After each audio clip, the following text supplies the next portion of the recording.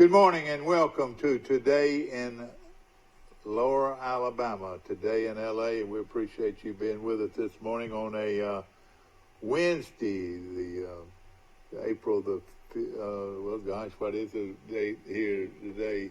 The 8th day of April as we head into Easter. And of course, Easter is this Sunday, and I hope everybody's making plans to do something to celebrate the Jesus Christ's resurrection, and which gives us the promise of everlasting life. And I hope everybody feels the same way I do about it. Of course, we are going through some of the toughest times of our lives, ladies and gentlemen. And of course, yesterday's figures, death figures, were the largest ever since this crisis started about 2 months ago. And it's getting worse and worse.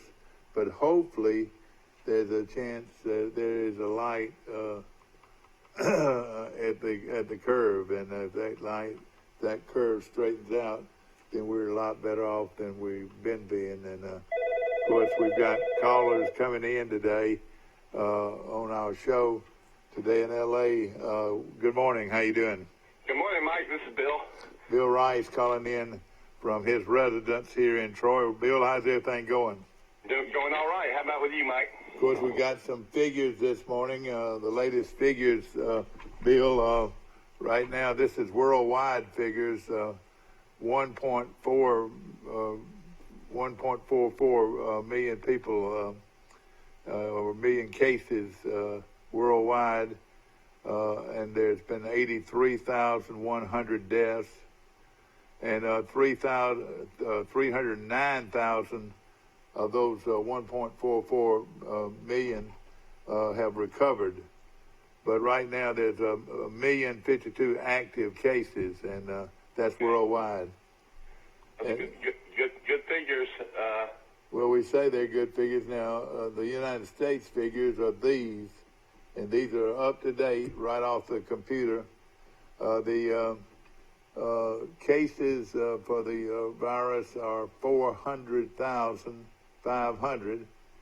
Their deaths, this is in the United States now, 12,857. That was a big increase over the day before. And recovered, these are people that have recovered from the virus, 21,700. Now, looking at Alabama, there's been 2,197 cases. These are people that have gone and actually are in the hospital or have been in the hospital. 2,417 cases. And out of those 2,417 cases, there's been 64 of those cases have ended in death. So that's nothing there's an increase in deaths, and of course I look at I know there's 67 counties in Alabama, so we've had 64 deaths, so that's about a little less than one death per county so far. Yeah, looking at it, and of course, let me go to our lines here. I'll be right back with you. Good morning, you're on Today in L.A. How you doing? Hello. Good morning, you're on Today in L.A. Well, we might have missed out on, let's see here.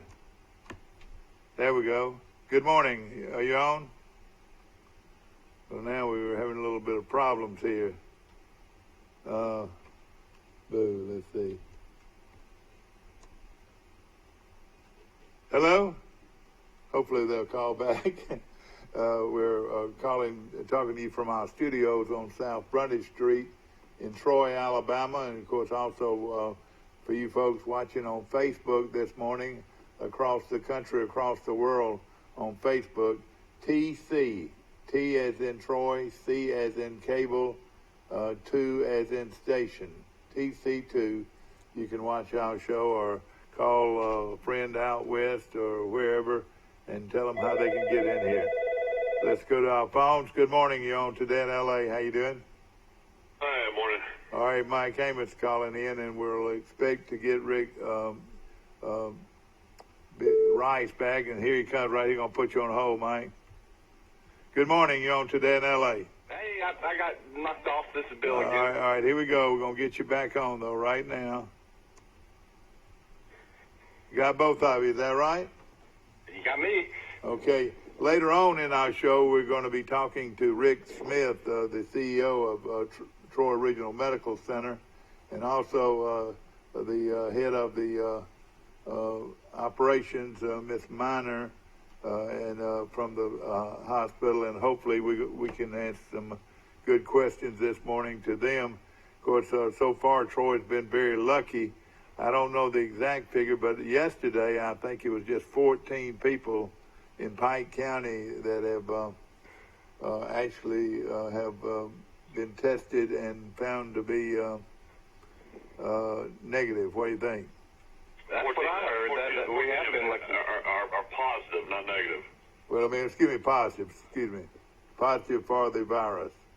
Yeah, one of the greatest singer-songwriters passed away overnight, John Prine, of the coronavirus. John who? John Prine. His famous song is "Angels of Montgomery." Yeah. But Joe Diffie was another country singer that passed away from it. So starting to hit some pretty famous people. Well, let me tell you, I heard on the radio this morning coming over here, and yes, I listened to WTBF radio coming to my show, but a good friend of mine passed away, Mike, recently, and I didn't know about it, but I tell you what, he was a great guy. Robert Earl Brundage. You remember Robert Brundage? Oh, yeah. Worked with the city. He was 67 years old. And Robert Brundage worked for the city recreation department and worked with Scotty for years and years and years. And I love Robert Brundage, and if any of his people are listening this morning, I am shocked, and I am my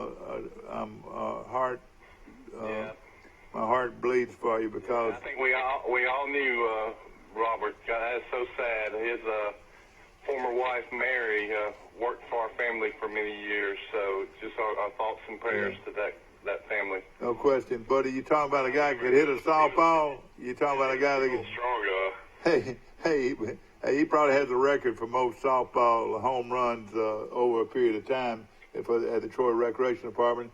And of course, he loved Scotty. Scotty really had a lot to do with his development growing up. Scotty took him in early. He's talking about Scotty Sowers, the recreation director, and Robert worked for him for years. And everybody who's been around Troy Recreation over the years, or the city of Troy, mourns the loss of this fine man, Robert Brundage. And Robert, I know you're in heaven today, my friend, and hey, one day I hope to be up there with you. Now, this is just, I've heard that he passed away. We do not know what the cause of his death was. So he's not one of these, to our knowledge, he's not one of these people that suffered from the virus. Mike Amos calling in from Grayton Beach, Florida. We got Bill Ross and the birds in the background. I hear them already. Is that Bill's birds or your birds? That's my birds. He's outside. Are you, Bill? You outside this morning?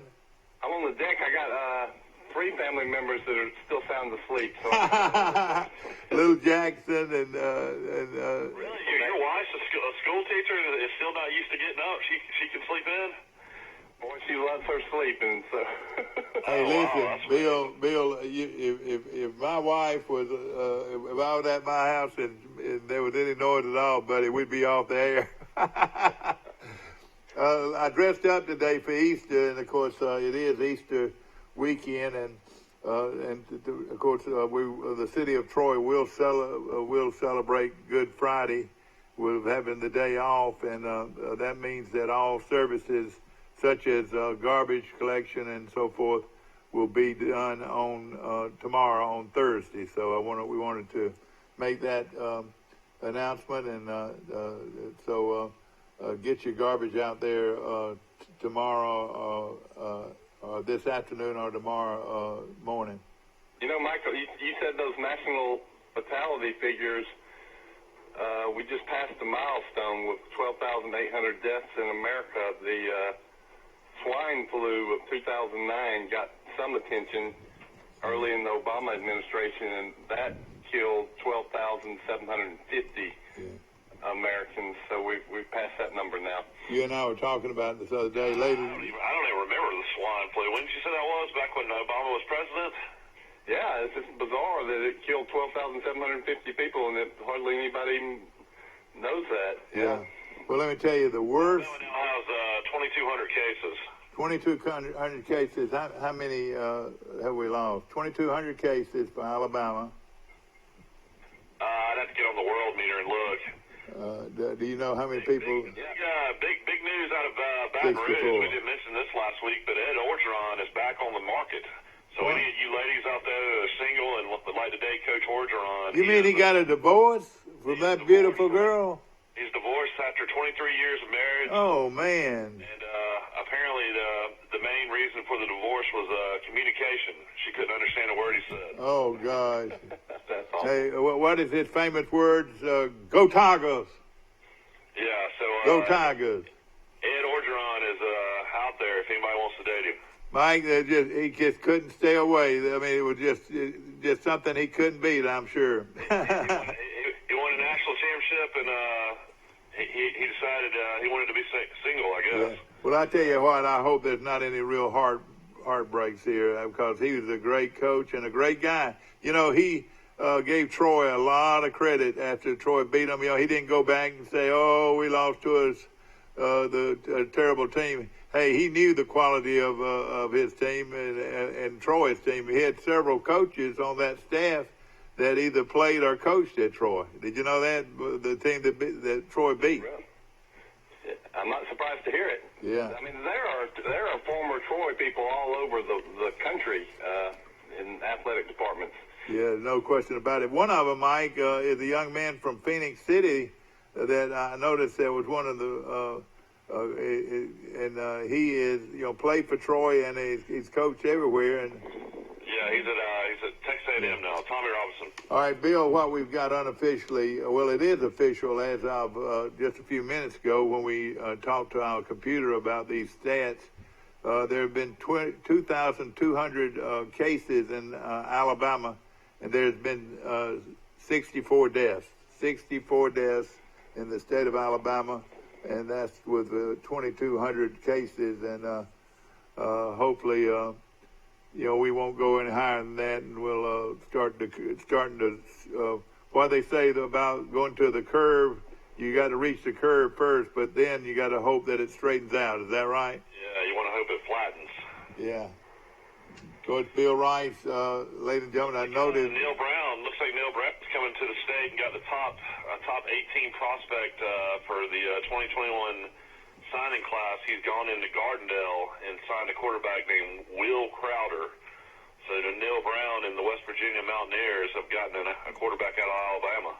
Did you know about this Crowder kid? I'd heard about him. He had some good numbers. He threw for over 2,400 yards, and I think ran for about 450 last year. And Gardendale's gotten a lot better in football. Oh yeah, well they've been good over the years. Over the years they've been very good. Of course, there's a chance there won't be a high school football season next season, but he would have been this kid's an upcoming senior. Then is that right? Yeah, let's not talk about any of that yet. I don't think we're to that point yet. Let's wait another. That's not right. But I did talk to some people yesterday, and there's different opinions of what's going to happen, and about college and pro football.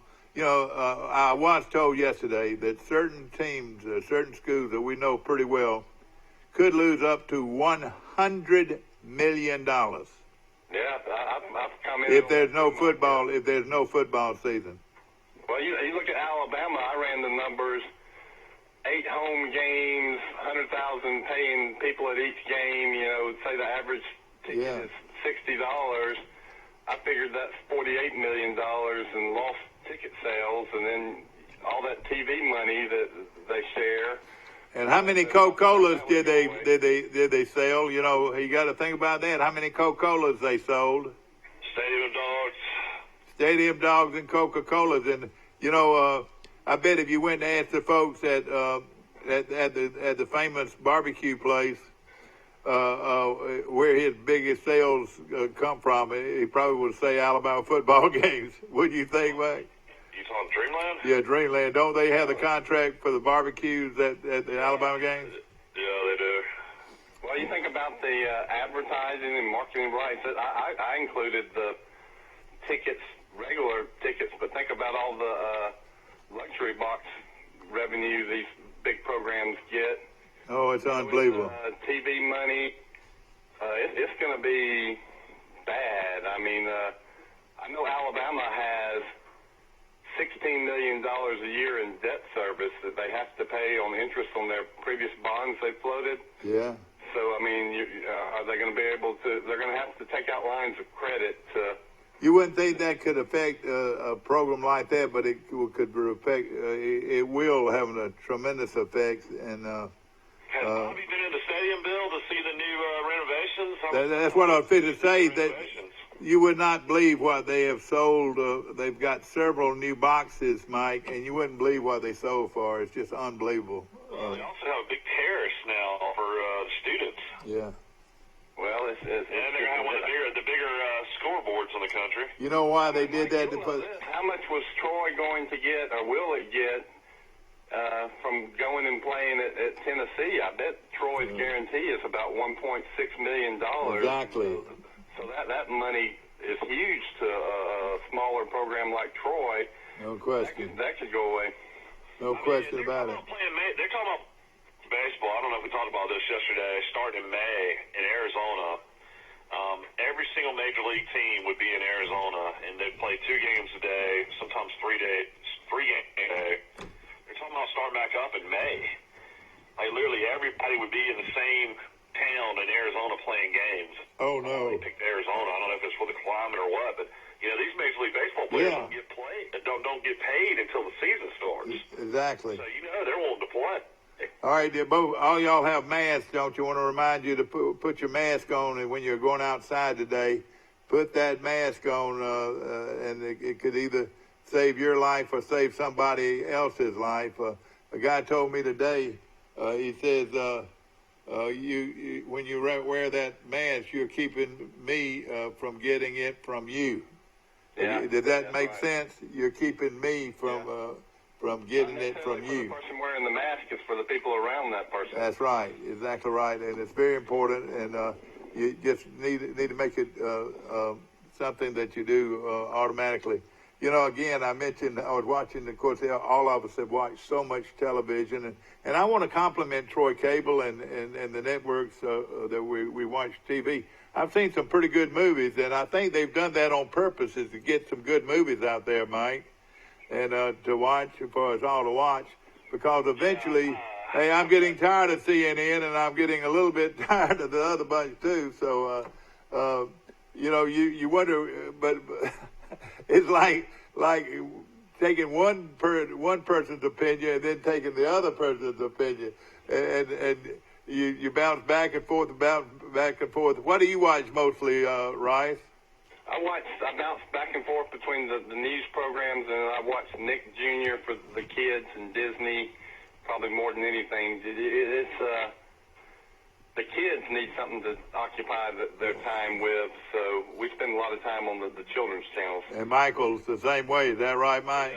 We have Disney Plus that we bought, and then we have Netflix, and then we have Amazon Prime. We have all these different. Yeah. I could watch like 10,000 movies. Well, every Gunsmoke edition has been on every day. You can watch Gunsmoke all day long and so forth. And I told y'all the other day, watching Muhammad Ali boxing, that was wonderful to watch that. You know, I used to think that Muhammad Ali had it easy. Shoot, boy, when he fought Joe Frazier, he got hurt. Boy, Frazier just killed him, man. But Muhammad Ali is the boxer of all boxers as far as looking at a guy that just could go out and just outbox you. You know, he was. What about Alabama's very own Joe Louis? Is he not considered the greatest of all time? Yeah, that would have been a great. They were a lot alike. That would have been a great great matchup between those two. But they smoke like a butterfly. Wait a minute. Wait a minute now. Float like a butter. What now? Float like a butterfly, sting like a bee. Float like a butterfly, sting like a bee. Stick him. You're right. Yeah, Dr. Rocky is coming out and talking about he thinks that the kids will return to school in the fall, so that's good. I think anything positive coming out now, people need to hear that this is going to eventually be over with. No question about it. But again, the problem is don't jump out so soon that you still are not concerned about human life. You don't have a choice. There's really nowhere to go. I know it, and I feel like this is the movie Groundhog's Day every day with Bill Murray. I feel like that's what I tell my wife. I feel like we're doing the same thing every day. Yeah. I told my wife, it's like you're living in a nursing home, and you see those signs. Today is Wednesday, April 9th, and you don't know what day it is. Really. Well, and my wife makes wonderful spaghetti, and I've had a lot of spaghetti, and hey, I love bacon and eggs, and boy, nothing smells better in the morning to me than it smell the bacon being cooked. And we still are under the watch system, ladies and gentlemen. Please adhere to staying inside. And of course, these guys have children, and part of staying inside is staying within the groundworks of your yard. Is that right? Right. Yeah, we have, thank goodness, a big lot that we have our live oak trees on, and we just fortunately had built a fence right before this was happening. It ended up being the greatest thing ever. Now that we have the little girls that can run around out in the yard, and they just would have left the beaches open down here. I understand at the time they had to close it because of all the spring breakers and all the crowds. And if they would just open the beach down here like a couple days a week for a couple hours or something. Yeah. I mean, the beaches being closed down here just changed everything. If we would have had the beaches open right now, my life would have been, really no issue at all. We'd probably go on the beach 2 different times a day. Yeah. And just let it run around. Seems like you could social distance easily at the beach. Yeah. That's right. Because we have a beach truck. Yeah. We can actually drive out there and get away from anybody. Yeah. And of course, we want you to wear the mask, but at the same time, we want you to stay at least 6 feet away from everybody. Now, is that away from your family, or how does that work? No, not people you've been quarantined with. You've been with the same people the same time. Well, that's the answer I wanted to hear. Yeah. You're fine.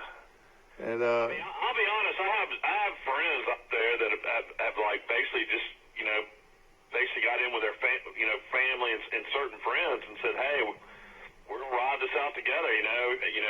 Basically we're just gonna accept that you guys don't have it and everybody's gonna be fine. Some people just can't just hang out with their family. Some people gotta have friends still to hang out with. Well, let me just say this: my wife wouldn't agree with you.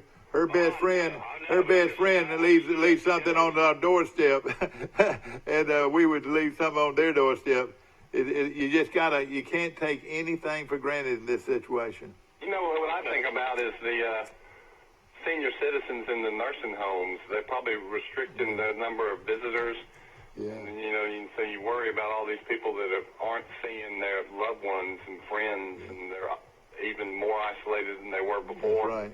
In a few minutes, the Troy Regional Medical Center staff, Rick, they're gonna be calling in. They're gonna be calling in Rick Smith, the CEO of Troy Regional Medical Center. He's new to Troy, and a great guy, and doing an outstanding job. And of course, Miss Miner with the. We're gonna probably have to get off the phone if you don't have to. Well, no, we're gonna try to get you all on there. If we we're gonna put their call first, but we want y'all to be on the line too.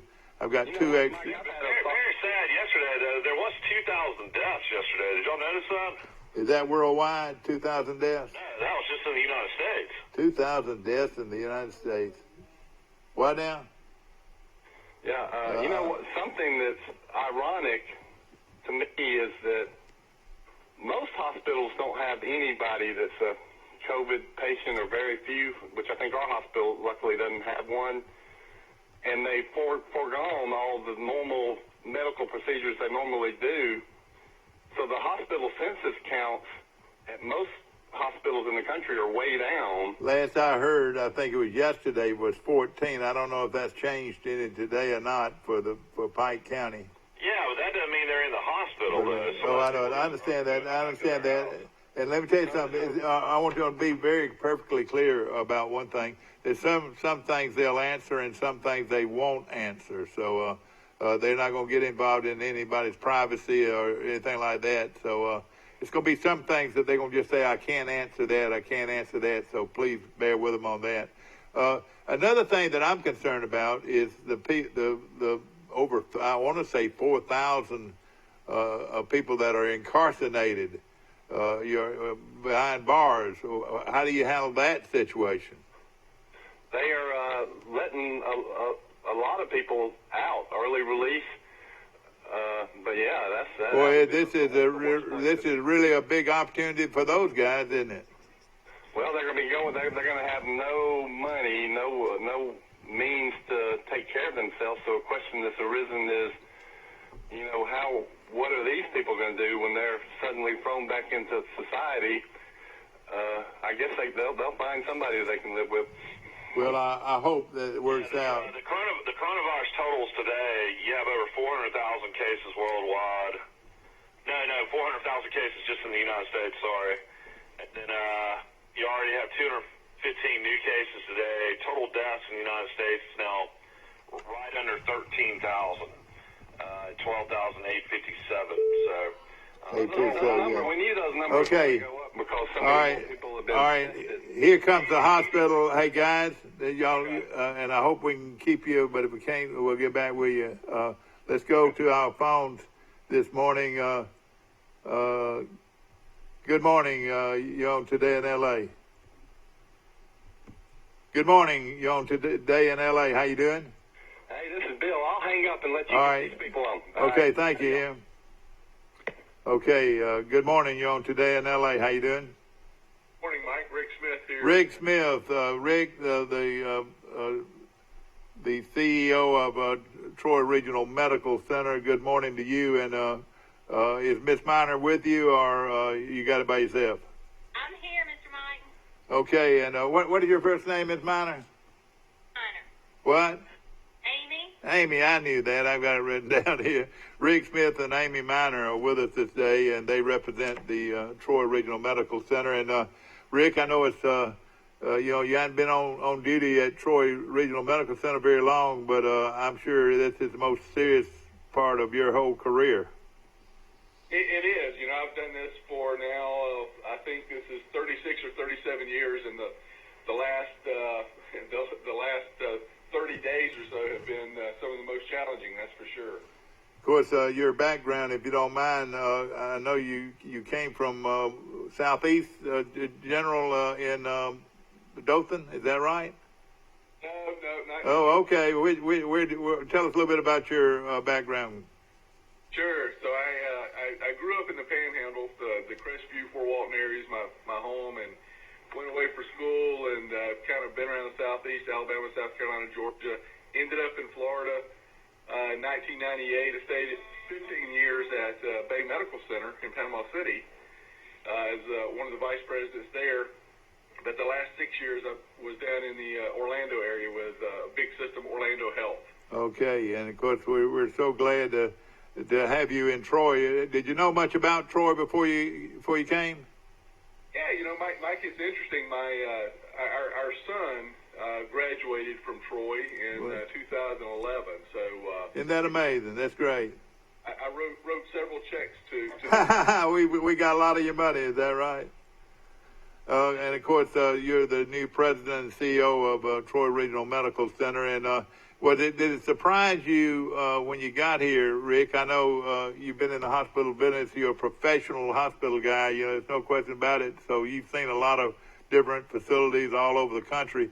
What brought your attention to Troy, and why you would like to be the CEO? Well, I think, Mike, it came down to three things: fit, family, and faith. Wait a minute now. Let me hear that first word again. Fit, F-I-T. A fit. It was a good fit. You're right. It was a good fit. I mean, interviewing here with the board and with with Amy and Mike Myers and the rest of the senior team here. Just felt good from the first time I walked in, and puts us closer to our family. We've got a daughter in Alabaster. We've got a daughter still in Panama City. Unfortunately, another son in Orlando, but close to family, and then just gotta have faith that it's the right thing to do. Well, when you looked Cheryl Crow in the eyes, you knew you were looking at a guy that would support you 100%. Yeah, I did mention him, though, that during the interview, he didn't mention my first 90 days I'd be faced with a pandemic. I know it exactly right. Something that nobody, and I mean nobody, could see coming until it got here. Isn't that right? Oh, yeah. We absolutely had no idea of what was going on globally, and never imagined that it would take on the proportion that it has. Now, Amy Minor, you're quite new to the Troy Regional Medical Center family. Tell us a little bit about you. I've actually been here 20 years. 20? Wait a minute. I didn't know you'd been here that long. I've been around a long time, Mr. Mike. Okay, I got you. But now in your position, how long you been in your position? I've been in this position about 8 years. Okay, and of course your classification is? I'm the Chief Clinical Officer. Chief Clinical Officer. And Rick, I reckon in a situation like this, this is a very important lady on your staff. Oh, no doubt. She is absolutely my right hand, and most days my left hand as well. Well, ladies and gentlemen, you've met these people now. Rick Smith, of course, the CEO of Troy Regional Medical Center, and something we talked about up front in our conversation here is the quality of a small town hospital. We've got a good hospital, don't we? Absolutely. And the team here has heard me say this, and I told the board.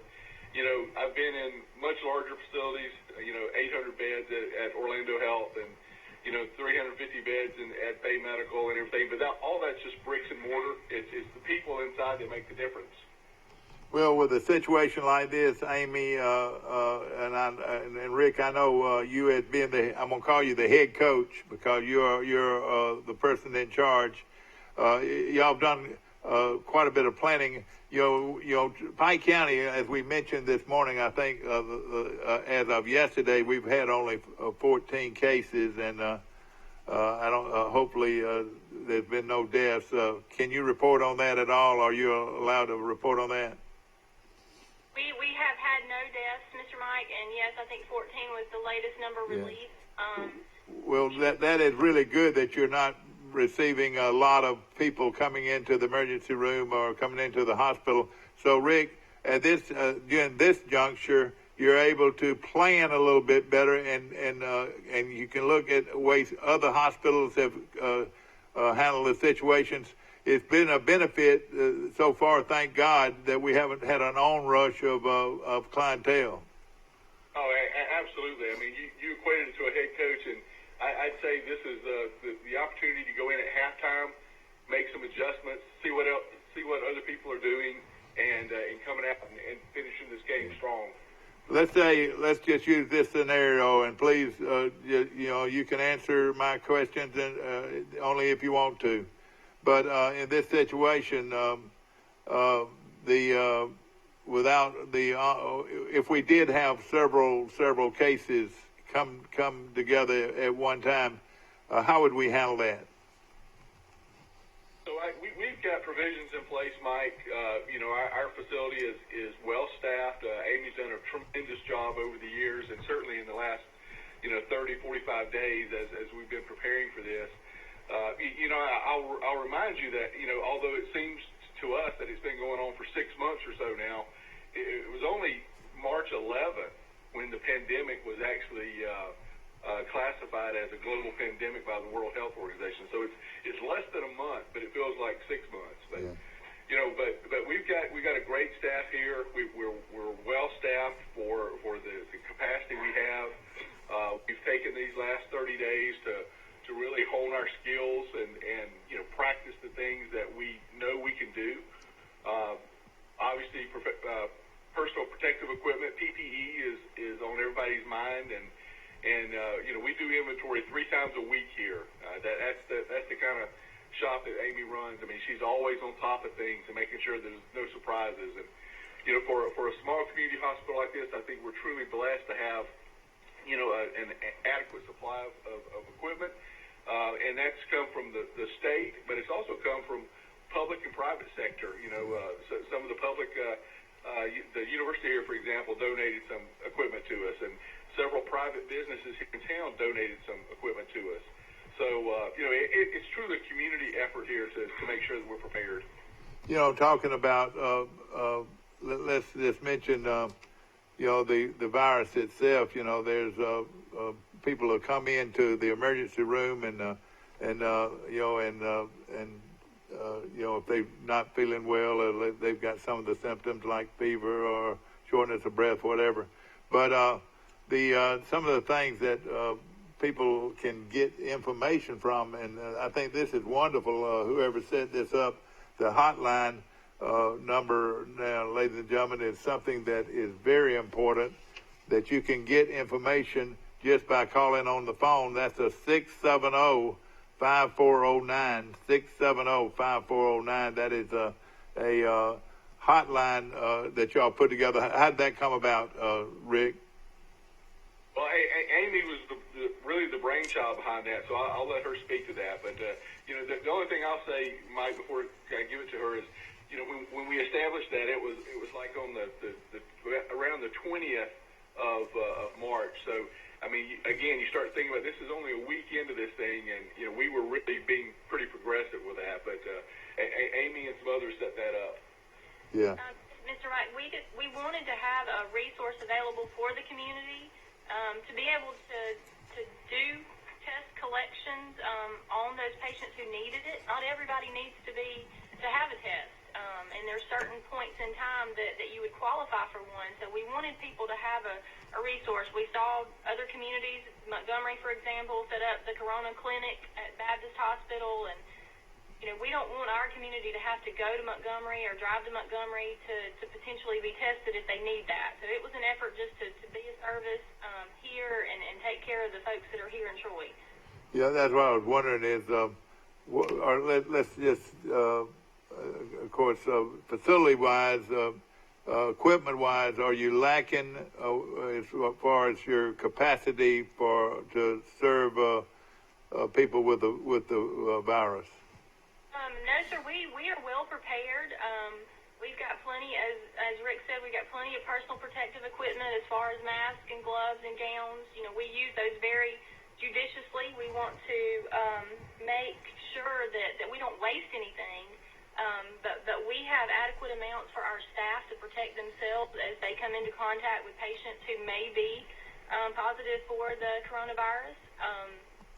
We've got test kits. That hotline sometimes will route you to the point of being asked to come out to the lab, and our lab staff would go out and actually collect a specimen, a swab, and then that is sent off to the state lab to be actually tested. So we don't do those tests here, but we do have access to the state lab with the Department of Public Health to get those actually tested, and the results come back to us usually in a couple days or so.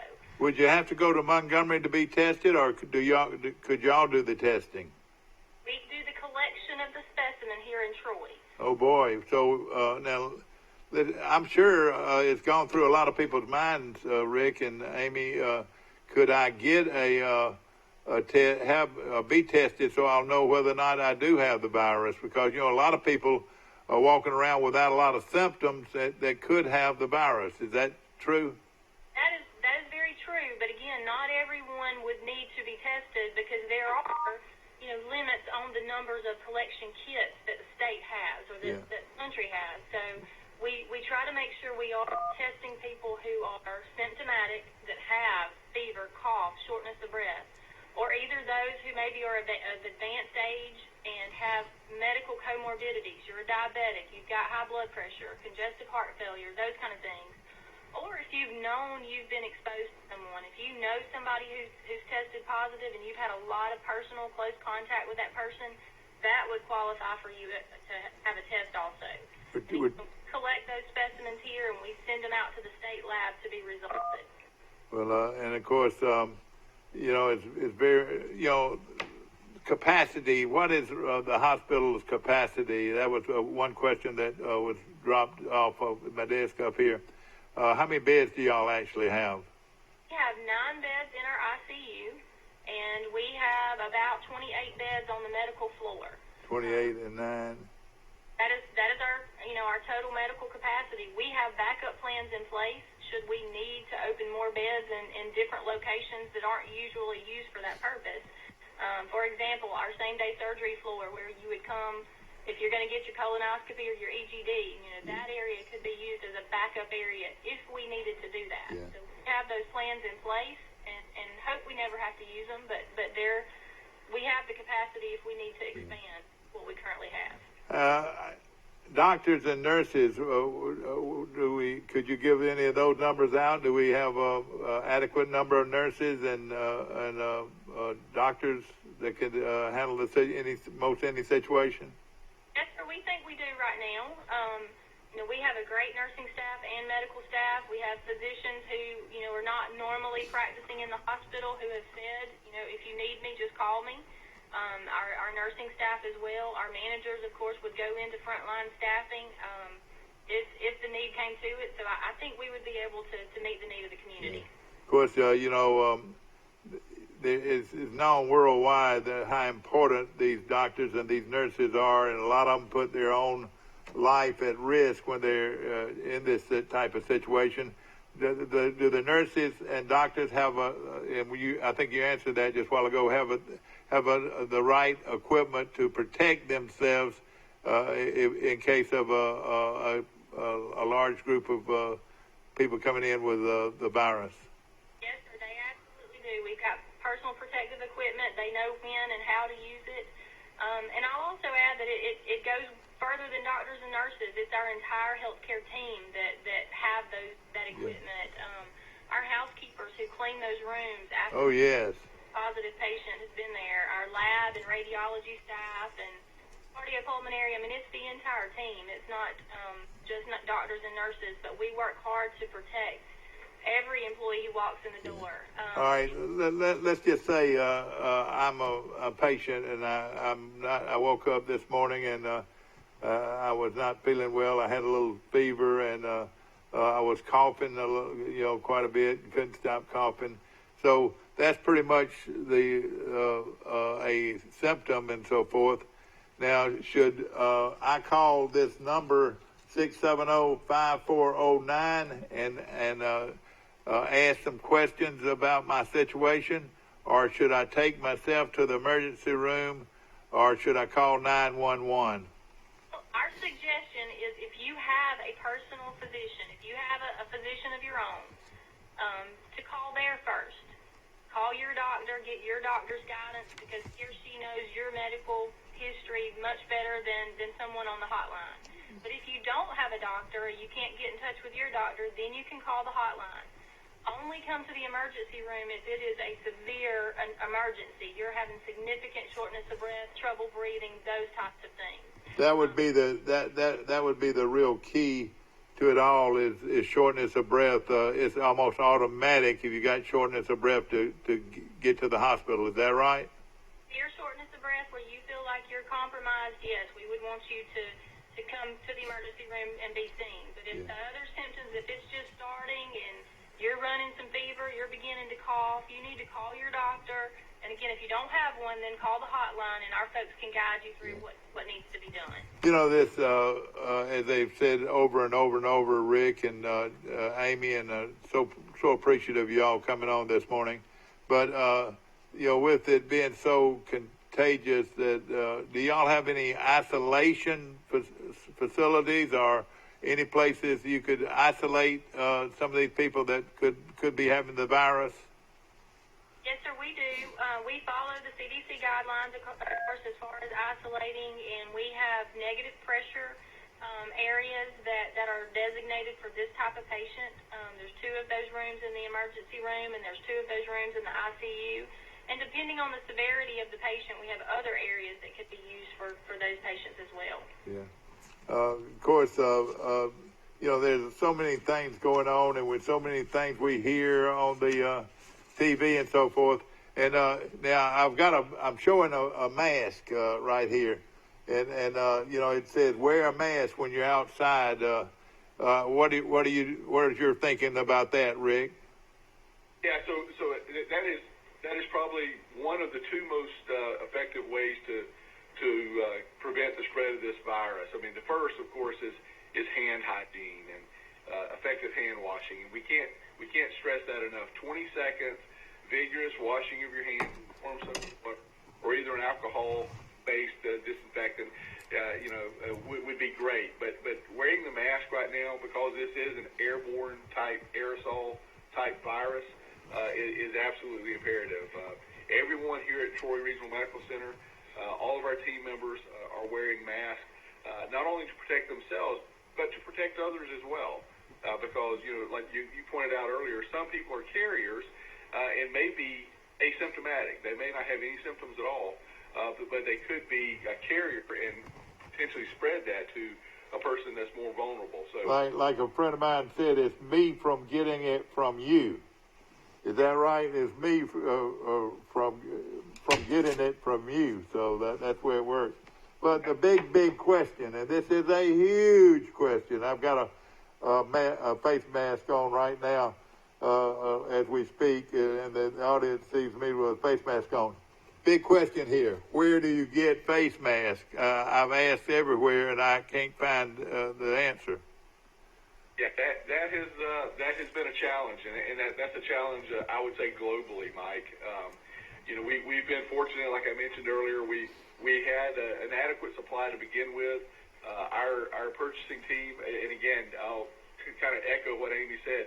It's not just the doctors and nurses; it's an entire team here. Everybody plays a role, and our purchasing department, materials management department, has done a fantastic job of securing supplies for us. So, yeah. Unfortunately, there are not a lot of masks left out there because people have gobbled those up pretty quickly. But one vendor I didn't mention earlier was Harbor Freight, and you guys may have seen some of the social media stuff that our marketing director put out. But Harbor Freight here locally made a donation to the hospital. That's wonderful. Of over 80,000 gloves. Whoa! 80,000 gloves. Glory! And 120 face masks. So 120 total face masks? Yes. So that is something that was priceless to us. So again, a huge shout out. This is the same Harbor Freight that's located in our shopping center. Is that right? On the bypass. Yeah, it's about a 5 iron away from here if you're a good golfer. Okay. Well, again, Rick, and we've got facilities, the equipment that you need to operate, and that's very, very important. But again, one of these, that's in a lot of people's minds. They said, well, he tells me that we've got to have a mask, but where can we get one? Do you think before too long somebody will come to town selling them or what? Yeah, I think that I think over the next week or so, the supplies will start to regenerate.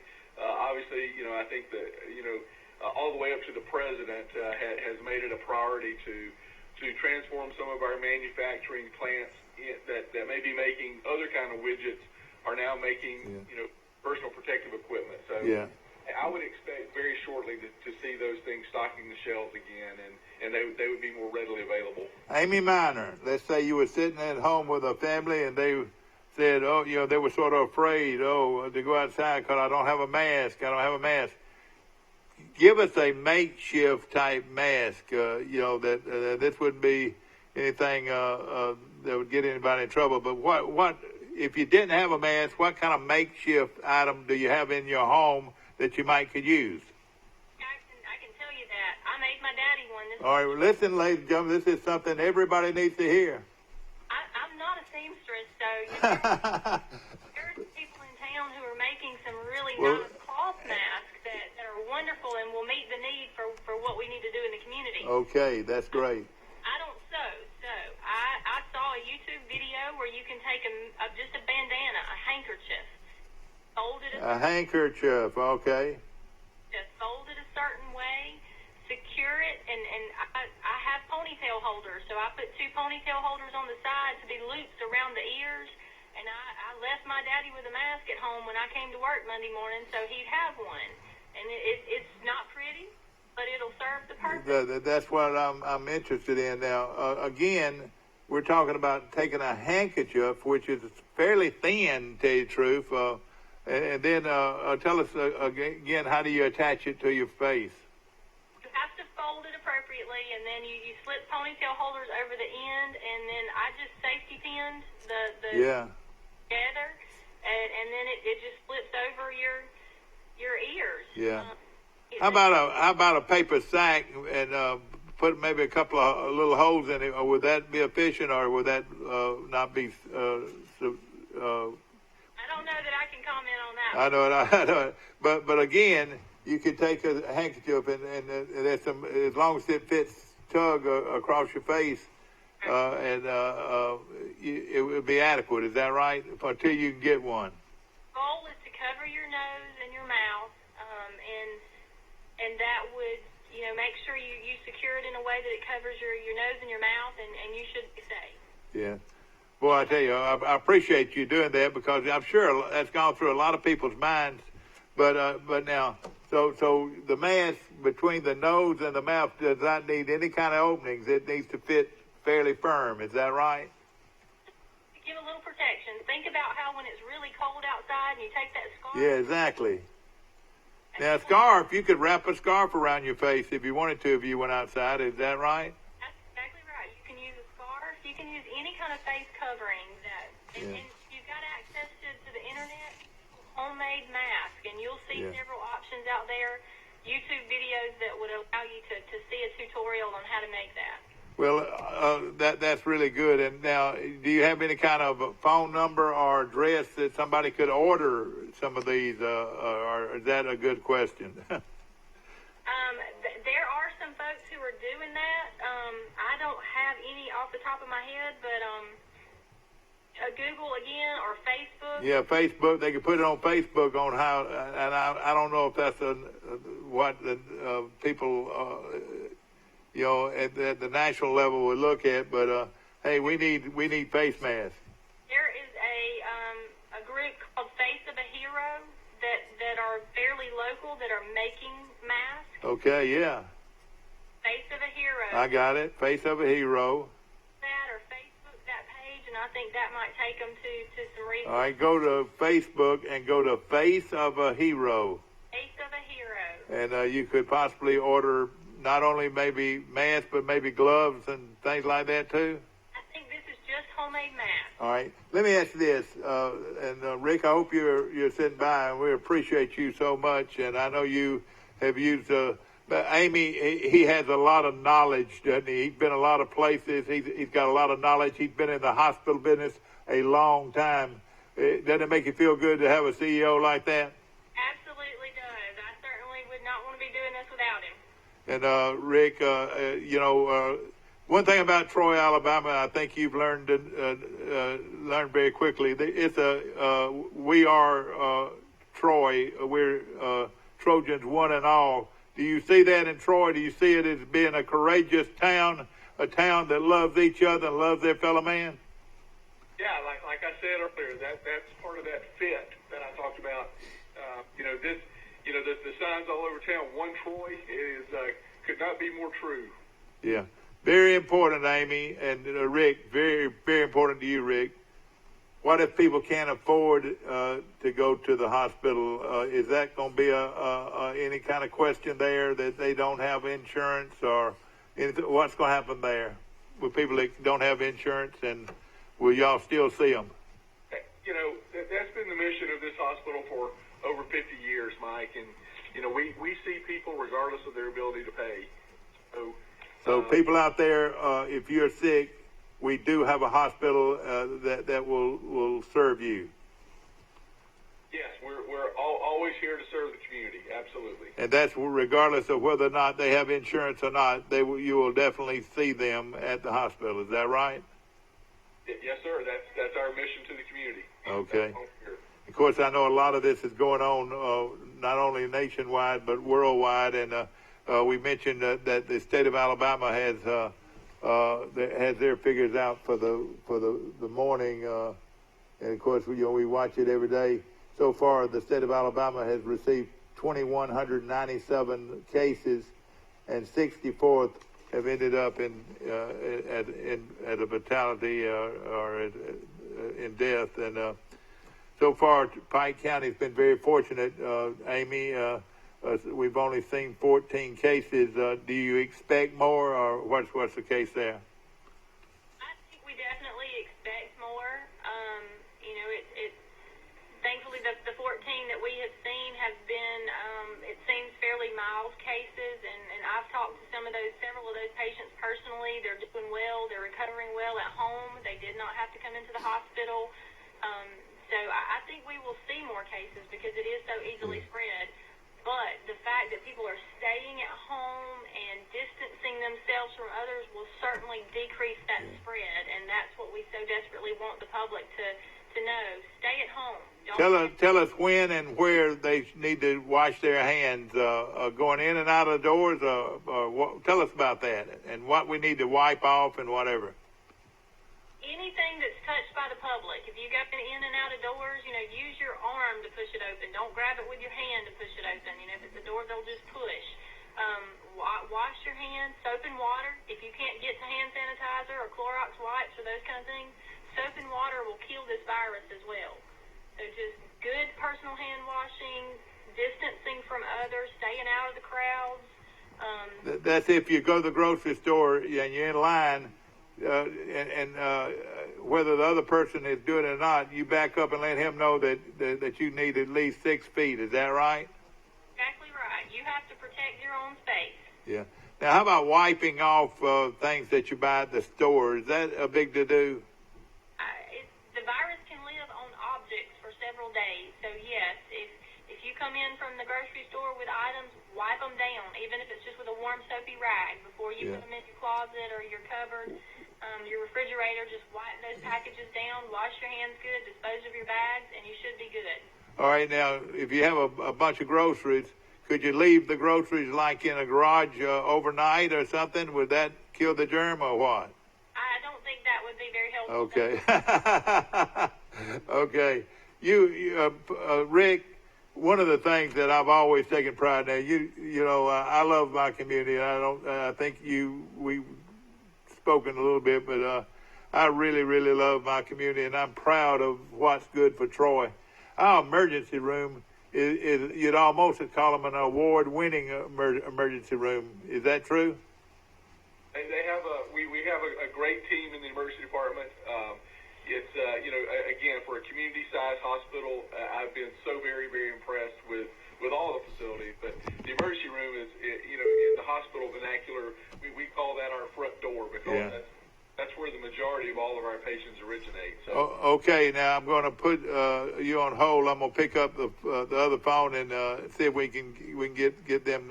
I'm sure they could call in with a question. Hold on 1 minute. Good morning, you're on Today in L.A. How you doing? Hey, I was just calling back in. All right, Mike, we're going to try to get you in with this conference call, and we'll be right with you. No, I'll get off. I'll call back later whenever you get off the line. Okay, call back in about 5 minutes. Thank you, Aaron. Back to our lines, we've got Rick Smith, the CEO of Troy Regional Medical Center, and Amy Miner. Amy, you've been very helpful. But again, as good as our emergency room is, if you got a headache, a runny nose, or whatever, don't take yourself to the emergency room. Call the hotline or call your doctor, and then let him decide whether or not you need to go into the hospital. Is that a good statement? Yes, sir. That's absolutely correct. Rick, are you still with us? Sure. Of course, again, ladies and gentlemen, this is a big question, and you can say yes or no because I know there's a demand everywhere. Ventilators, does the Troy Regional Medical Center have ventilators? Yes, sir, we do. So that means if you had somebody come in and had shortness of breath and was really having a tough time and needed to be put on a ventilator, y'all could do it. Is that right? Yes, sir. We can take care of that need. Is it? Can we say numbers, or are y'all not willing to give out numbers on the ventilators?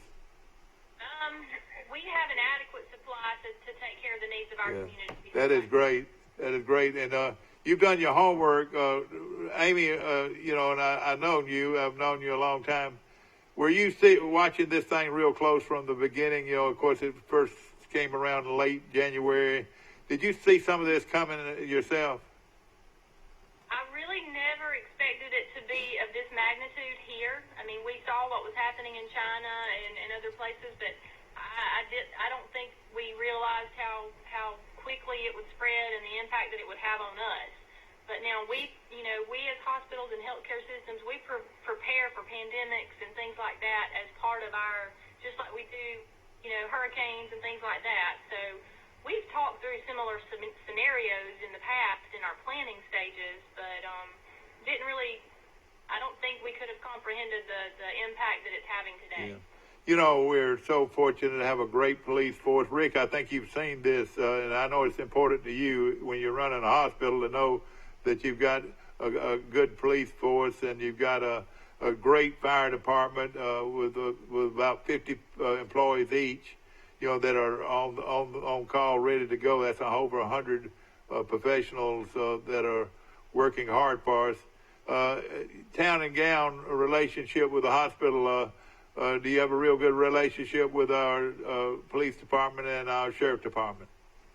Yeah, that's been that's again one of the advantages of a smaller community versus a 2.5 million population in Orlando is the relationships we build. Chief Stevens and Amy and I speak almost daily. Mayor Reeves and I speak a couple times a day just to keep each other updated on what's happening.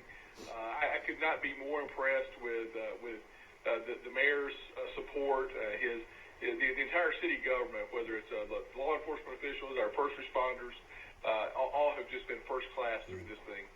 If this thing hits us, Amy, do you expect a onslaught of people coming up with the more testing we do?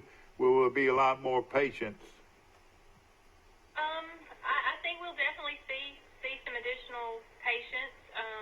We are hoping that these strategies that we've put in place, that our leadership, President Trump and Governor Ivey have put in place, will eliminate.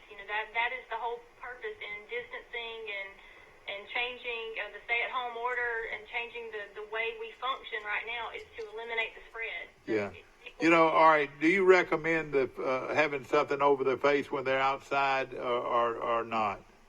Yes, sir. I think it certainly can't hurt anything. Yeah. And, of course, and it's wonderful to know that I could pick up the phone and ask any question pertaining to the virus with this 670-5409 number. This is the hotline for the virus and, to find more information about the virus. Now, if they feel like there's a terrible situation that they're facing at home, they can call 911. Is that what they need to do? If they're severely ill and feel like they need to come be seen by the emergency room doctor, they can call 911. They need to tell that 911 carrier if they feel like they have symptoms of the virus, so those first responders can appropriately protect themselves. Exactly, no question about it. And now, do you recommend they take somebody to the emergency room, or should they wait for a ambulance to pick them up? What do you think? I think that's totally up to the patient and the condition of the patient. If they feel they need emergency care, by 911, but if they feel like they can come in by, a family member can bring them in as well. And very important, Rick, you don't have to have insurance. Is that right? We provide care for everyone in the community, Mike. Okay. That's right. So don't be afraid to go to the hospital. Don't, some people say, "Oh gosh, I can't pay for it. Oh gosh, it'll just break me, whatever." But this is something that the hospital is saying to all of us today, is that regardless of whether or not you have insurance, they will treat you. Is that true? Yes, sir. That's the mission of the hospital. But, Well, all right. Do y'all still have to go in on an 8 o'clock call, or could y'all stay with us, or what's your situation there? yeah, we've got an operation. Yeah, I understand. It's about to kick off, Mike. Yeah. So as we close up, I just want to say thank you to you and your team for what you're doing every day to get the message out. I saw Mayor Reeves on your show yesterday and his messaging and stuff. Thanks for allowing Amy and I to speak to the community today, and thank you for what you're doing to get the message out. I appreciate it. Mayor Reeves will be on our show again on Friday, so and he volunteers to do that, and we appreciate him so much.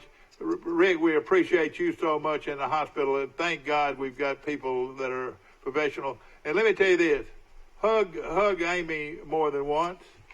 I'm telling you, Amy you can tell, is a serious-minded person that is very professional and has done some things with this hotline, this 670-5409 number that can answer a lot of questions and could save your life. Isn't that right? Absolutely. There is no doubt that she is one of the most pivotal people in the hospital. So, well, Amy, are you still on the line? Yes, sir, I'm here. We love you, my dear, and listen, we might call you again sometime because we want to inform. That's what this show's about, is we want to inform people on what's going on. And again, if you've got any other questions, and of course I'm going to be on the air till 8:30, but if you've got any more questions, you can call that 670-5409. Or also, the mayor recommends 1311. What do you think about that, Amy? Absolutely, that's a great resource as well, and that could certainly be a tremendous source of information for people. And then if there's a sheer emergency, dial 911 and handle it like that. Hey, thank you so much, and we appreciate you so much, Rick and Amy. And I know the public out there appreciates the fact that we have professional people that know what they're doing at our hospitals. And God bless you, Rick. God bless you, Amy. I know, and please pass the word on to all your nurses and your doctors that the city and the county and the whole heart of the people of Pike County are rooting for you. Because I know it's going to be a challenge. Good luck to you. Hey, thanks, buddy. See you. Thank you. And ladies and gentlemen, that is our hospital officials. And boy, is this Amy Miner or something? Whoa. She has done and put together some things that are going to really help our situation. Here's a call coming in. Good morning. How you? Hey, what's going on? Mike, you would have loved that conversation. I wish I could have got you in on it. Yeah, I listened to it on Facebook. Did it come over pretty good? Yeah, the only problem was at the very end you told Rick to give her a hug. You can't give anybody a hug right now. You're exactly right. Hey, give her an elbow. How about that? Yeah. But again, this is not a funny situation. You know, right now we're very, very, very fortunate that we've had only 14 cases. And evidently, most of them have gone home. I'm not sure.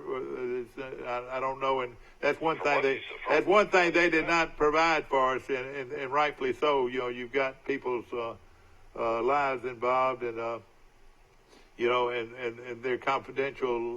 What's going on with each individual?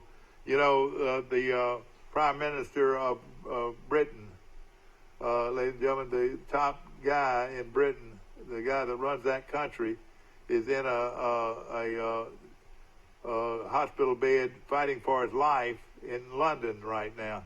So what I'm saying, it'll touch anybody. He's in ICU for the second straight night, they said. And I'll tell you what, something very similar to what he had, the Prince Charles has, been found to have the virus, and he's been cleared. I know it will. Well, now let me tell you the rest of the story. The Prime Minister was cleared too. He had gone home. And then he had problems that caused him to go back. And that evidently it can turn around on you. Is that right? I mean, he's in his 10th day. You're supposed to have 14 days, yeah. They say. And Prince Charles is through his 14 days. Yeah. Apparently, though, there's an issue of, I guess he had to be put on oxygen. Boris is his name. Prime Minister. Was it Boris Johnson? Is that his name? Yeah, that's right. And it got a young wife out there that's expecting a child, or a young girlfriend that's expecting a child. They're talking about that a lot with President Trump and Vice President Pence being so close to each other all the time, and should they be separated during these press conferences? In case that's one right. gets sick. And a lot of the time, Trump's is showing a lot of fatigue right now. You can tell he's worn out by all this. I tell you what, people can talk about him and be critical of him, but have you ever seen a more hands-on president of the United States that could answer so many questions that is so involved in it? He almost answers too many questions. That's right. He opens his mouth too big sometimes, and that's where he gets hurt. But again, though, he is knowledgeable. He is. Could you see? You see Biden answering any of those questions? Or some of these other guys that are running. Biden's like 78. I think Trump's 72. Yeah. I mean, all these guys are way up there in age. I tell you, the guy I've come across. I mean, just hearing interviews and hearing him speak, Pence is very impressive. Yeah, he is. He's got a real calming voice. And I tell you what, he's a hands-on vice president. A lot of vice presidents keep away from the president, but he's done a good job. I think the president. Pence is only 60 years old. Yeah, Mike. There's been a lot of heroes in the media, or so-called guys that are trying to make a name for themselves. This guy, Cuomo, of course, the governor of New York, has definitely made an appearance, not only as a governor, but as a potential guy that might be running for president as a Democrat. But his brother, you talk about a guy that's made a name for himself, his brother, what is his title, his brother's title? Do you know? He's just a newsman or what? Chris Cuomo. He used to do ABC for years, and now he's one of the lead anchors on CNN. He goes on after Anderson Cooper every night. Yeah, I mean, his brother is Andrew Cuomo, who's the governor of the state of New York. What is the thing you notice about him more than anything? What? They're extremely Italian family. Yeah, and of course they're big spaghetti cooks and all that too. But what else about Cuomo that just jumps out at you? The brother.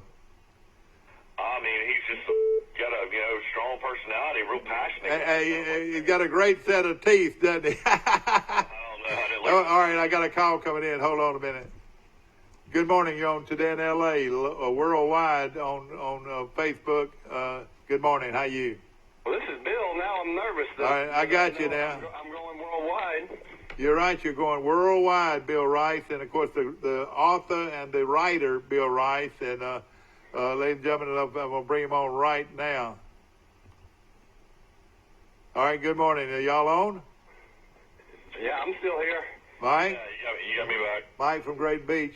Listen, anybody that knows how to put together a face mask could make some money if they wanted to. With a face mask. There's all kinds of stuff online that it looks like it's pretty easy to make one. Well, let me tell you this. If you don't have one, grab a handkerchief and tie it around there like you did when you were playing Cowboys and Indians. You know what I mean? And just tie it right there real tight so it'll be over your nose and your mouth. And it is important if you go outside to wear. I've just heard it too many times to tell you any different. Is wear a face mask. And there's some out there. You got to find them. But Mike, I'm gonna say something, ladies and gentlemen. And nobody hates the situation any more than I do, and the loss of life, and the parents and grandparents and brothers and sisters. I pray for all of you, especially right now in this time around Easter, where we talk about the resurrection of our Lord and Savior Jesus Christ was resurrected and came back to give us everlasting life. And we appreciate all the Christians out there that are celebrating Easter. But, on something funny, I'm going to make somebody a millionaire. Put a Auburn sticker here, or Alabama sticker here, or Troy sticker here, or Tennessee sticker here, or Green Bay Packers sticker here, and you'd have a face mask with with your favorite team on it. How many of those you think you could sell today? All you had to do is go up on the square and with a card table, and you could make $1,000. Wouldn't you think? Yeah, you're gonna have to talk to Bill Battle's old company, Collegiate License. Yeah, you would, but there's going to be so much of the people so much of this going on because we need face masks. And I could see somebody, and this place here that she mentioned, Face of a Hero, is a company that's doing this. You can see it on Facebook, but why not do your own thing, Rice? And become an instant millionaire, come up with some kind of patent. You know, there are people that are making money on this. What do they say? Necessity is the mother of invention. Yeah, that's right. And I haven't heard anybody that actually had a patent on a face mask, to my knowledge, but it might have been out there. But again, there are people all over this country and all over this world that are coming up with something. So. And Miss Miner, who's the over the operations for the nurses and the doctors at the hospital, she acted like it wasn't no big deal that people were putting them together in their houses.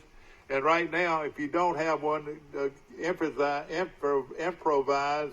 and have something to wear across your nose and your mouth when you go outside. Ladies and gentlemen, we love y'all. Hey, Lord, you pick up that Bible, and I have really read my Bible, Paula, and all you folks out there. I've read my Bible so much lately, and the thing it talks about more than anything, of course, is develop a relationship with God by reading your Bible, but also what it says more in the Bible than anything is to love your neighbor. Is to love the Lord like with all your heart and your strength and your mind. That's a good point, Mike. Is you might not be able to go see, especially your older and sicker neighbors, but you can call them up and ask them if they need anything, and then if they need something, you can leave it on their front door step. Exactly right. It could be most anything. It could be. A pie or a cake or it could be a Bible. It could be most anything that could enhance someone else's heart during this tough time. We talk a lot about sports, and you hear the expression, it builds character. I've always thought that tough times reveal character. So we're seeing the best and probably the worst, but mostly the best in people. So you see a lot of people's character revealed, especially those people that are thinking of others. Look at it like this: and do things that would please God. There's so many things out there that will please God. Is all you need to do is think it and follow it through. And again, it comes back to love thy neighbor as thyself. And of course, as we talk about so much on this show, how Jesus talks about love one another and be conscious of what the needs of other people.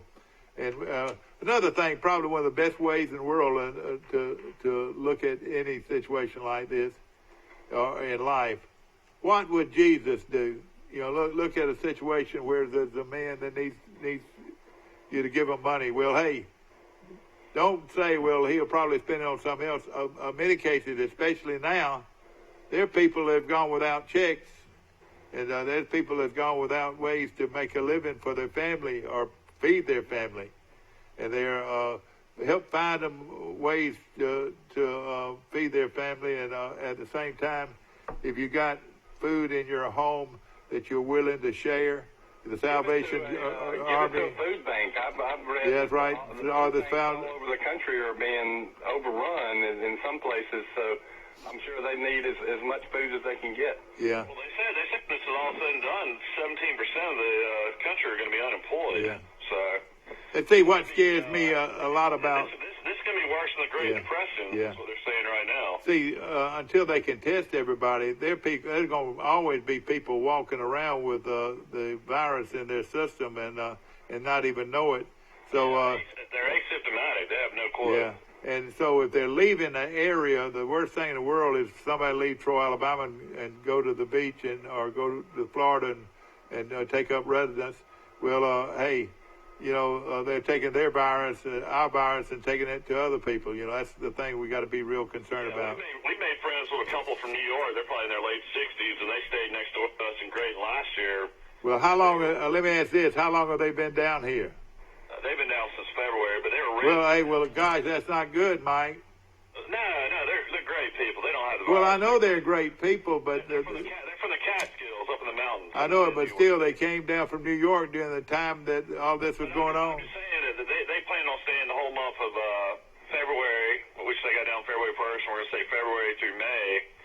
But now they're planning on staying until June down here. You got more and more. You got tons of people financially, in the Southeast that have, multiple homes. People have homes. But again, if they left New York during that time, they should be isolated. Well, my thing is down here is you still have spring breakers. They're supposed to cancel all the rentals down here. But they did it in Florida. They did it in Panama City. Yeah, they're supposed to, but a lot of these people wouldn't let them out and get out of these down payments they'd already made. So you still have several families down here. Rice is your wake-up call every morning. How often does this train go behind your back every morning? Rice, does this train wake you up every morning? I'm only probably about 300 yards. Do you ever actually see the conductor? Do you ever actually see the conductor? No, but boy, you're right. No, I mean, I tell him to give me a honk, What about Oklahoma State's coach Mike Gundy says players can fight off the COVID-19. He wants to start May 1st. He says, they're 18, 19, 20, 21, 2 years old, and they are healthy. They have the ability to fight off the virus. Well, let me tell you this. If any one of them came down with the virus, if any one of them came down with the virus and died, that family probably could sue him for $100 million. He wants his players back now. He thinks that this virus is something that, a young Division I athlete wouldn't have any issue with. Well, that is taking this thing for granted, and there are a lot of young people that are dying from this virus, Mike. Well, I mean, I'm just saying. I mean, this is the way college football coaches. I guarantee you, if you want to do social distancing, every other commercial on TV right now in the state of Alabama needs to be either Nick Saban making a statement about this or Gus Malzahn making a public announcement about this. And I guarantee you, everybody will stay at home if they want to have a football season. Well, in a crazy state like Alabama. Yeah, but again, the other people, those folks in New York walking the streets, and New Orleans is being hit by so hard right now. And unfortunately, the African American community is getting hit really hard with this. Do they know what's causing that? And the Native American community is getting hit. A lot of it has to do with, being diabetic, heart disease, and obesity. And that's one of the biggest issues right now those communities are dealing with. Yeah, exactly right. But that affects the virus a lot.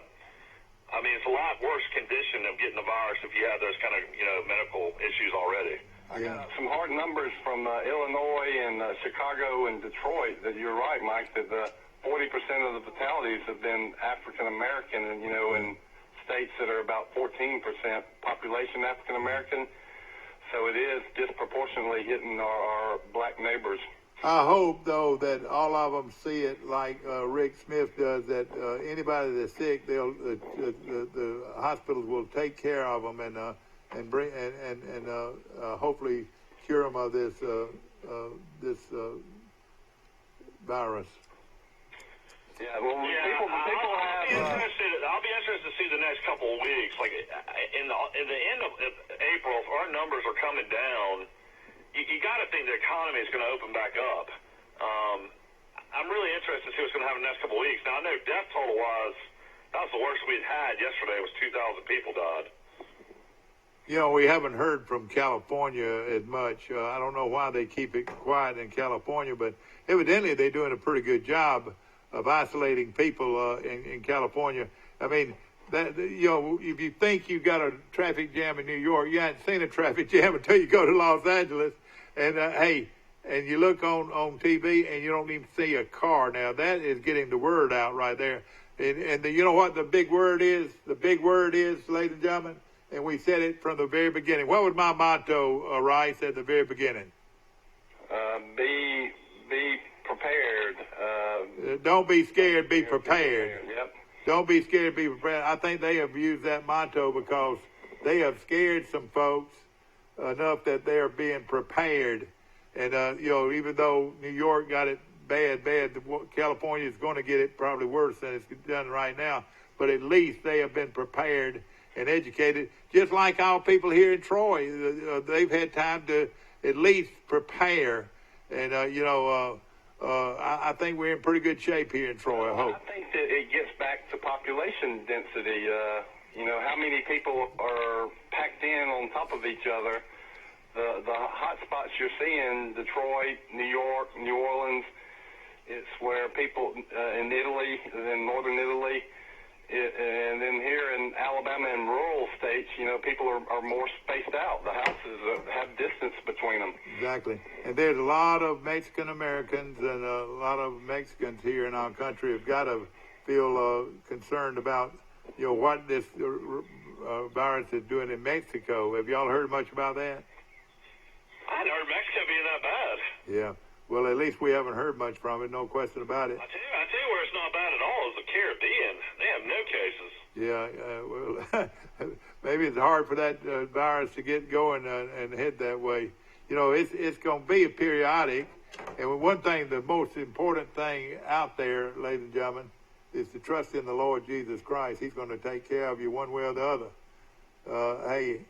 These hundreds of thousands of people now that have been killed by this virus, the Lord is going to take care of them. And Reverend Franklin Graham's been on my TV nonstop doing a prayer with the nation. He's got a 24-hour hotline out there if anybody wants to pray with Franklin Graham. And of course, his dad, Billy Graham, was my favorite preacher of all time, next to John Ed Matheson. And my pastor at J. Wolf at the First Baptist Church in Montgomery has done a super job. But let's take a look. And Rice, you hone in. The people that we need to be concerned about, Rice, are people that are having to work and be right involved in this. And we're talking about nurses, and we're talking about doctors. We're talking about those truck drivers. Think right out here at Wiley Sanders, there's about 1,000 truckers that come through here, and hopefully they're being tested and so forth. But they're providing food for all of our millions of people because they're not afraid to go out there and drive that truck. Well, our whole economy is based on just-in-time inventory. When you're in manufacturing of stores, you need something at a certain time. And if you don't get it at a certain time, there's a cascading effect, and the whole economy or supply chains can shut down. But so far they're not, and that's because of those, largely because of those truckers. So and of course, right. Everybody needs to go to the drugstore. These grocery store workers, they need to be paying them at least $20 an hour right now. I hope to goodness they're getting paid a lot of money to do that. I do too, and you're exactly right. They've got to be concerned. A lot of these are young people, and they see these people with masks, and they've got to be a little bit frightened by this. Down here in Florida, it's all old retired people that work at most of the grocery stores I've seen. And of course, how about Bird Drugs in Troy and Cinco Drugs in Troy? I talked to Joe Watson the other day. I said, Joe, you gonna shut down? He said, no, I'll be with it. I'll be with them all the way. And that's the kind of man he is. And the people that work for him, those type things. They're around sick people. Sick people walk into their place, and it takes a lot of courage to do what they do, and tell them thank you and praise God that we've got people like that got courage in a time of situations like we've got right now. And your garbage people, your city people, a lot of these construction people, a lot of them honey missed a beat, Rice. I hope they're not taking anything for granted. So you know what they ought to do? Somebody ought to make some face masks for them, figure a way, or to buy some face masks and go give them to these construction people. Go give them to these. This would be a great service you could get. A lot of them don't have masks. If they would wear their mask while they're doing their work, especially outdoors. I've been doing a little outdoor work, and I wear my mask. No, you don't need to wear a mask outside in your own yard. What are you doing? Well, Mike, there's nothing wrong with that. Why Well, you don't think that why you think that your yard's got a block right there? You think that you've got a shield that you don't have a shield in your yard? Oh my goodness! Please tell me you're not wearing a mask in the back. That's right. When I'm outside, I wear a mask. But a lot of it. Oh my goodness! That's right. No question about it. When it's Right. is he wearing a mask outside? Mike, what are you're inventing something, man. Everybody's telling you to wear a mask. Your own property. Nobody should be around you. I know it. Well, let's just say this: it's better to be lucky than sorrow. You know. I'm gonna call Mom and get a picture of this today if that's the case. Well, let me tell you this: I think you're being a little bit foolish here over there. I'll go out and walk with my family right now, up and down Grayton and up and down to the beach. Oh yeah. Well, and that's true, but people. but again, if you go to the grocery store, what you gonna do? I mean, I wore a mask for the first time in a grocery store the other day. All right. Well, all right. Let's say if you're going to a drugstore. When I'm outside my house. All right. Oh, well. Hey, let me ask you, Mike. When you went to that grocery store, what percentage was people did you say had on masks? Well, it's getting more and more, but I'd say 50%. I'd say 50%. 60 to 70% down here. Yeah. Whatever and everything, but Rice, you're outside on your back patio right now. You don't have a mask on, do you? Nope. Well, let me just say this. No, you don't have to have it in your backyard. Yeah, but you're not 72 years old with Parkinson's disease either. You know, do you agree with me there? Do you think that I'm the same man I used to be, Mike, 2 years ago or 7 years ago? Do you think I'm the same man? Well, I'm going to be cautious of most any kind of virus that comes my way. Well, the people that are most vulnerable from this virus are the older population and the people that had pre-existing conditions. It's really people 65 and older that are having, the majority of the fatalities. And so that's the group that has to be extra careful. Okay, listen, we got to go off the air, and I appreciate you guys so much. I want to remind you that we got Max Howell on our show tomorrow, and the mayor's coming back on our show again on Friday. Didn't you think he did a great job? Did you all see any of that? Yeah, he did. He's on top of everything as usual. Let me tell you this. Have you ever seen a guy with the kind of demeanor this guy's got? You know, this guy this guy could be big time in politics in the state of Alabama one day. I really believe it. Well, we want to keep him in Troy. I know it, no question about it. Hey, I hope everybody out there is being safe and that you love the Lord Jesus Christ who died on his cross and was resurrected on Easter Sunday.